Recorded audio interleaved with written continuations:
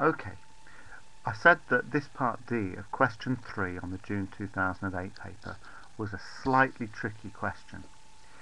And that's because after you said your UN formula, which is UN equals A R to the power n minus 1, and having from earlier in the question spotted that A is going to be 20 and R is going to be 0.8, when you substitute those values in, you get that the nth term, UN, is 20 times 0.8 to the power n minus 1, which you find confusing perhaps because you know you're aiming for this answer here, which is 25 times 0.8 to the power n. So you've got to build the bridge between 20 times 0.8 to the power n minus 1 and 25 times 0.8 to the power n. And the way you do that is somehow you have to spot the two powers of 0.8 aren't quite the same.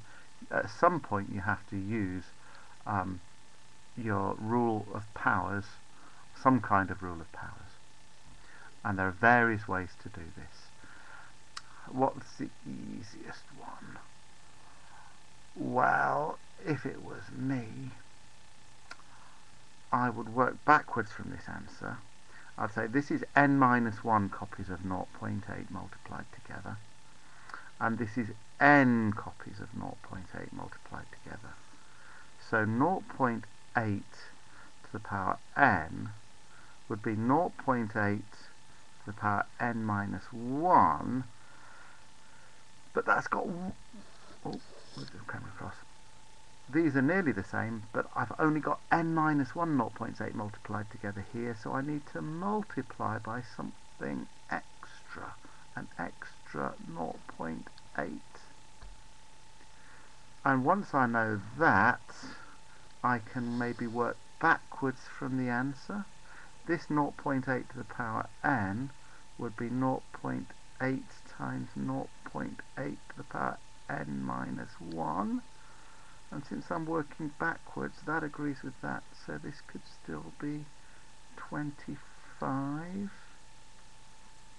And 25 times 0.8, if I'm really lucky, should be 20, which it is.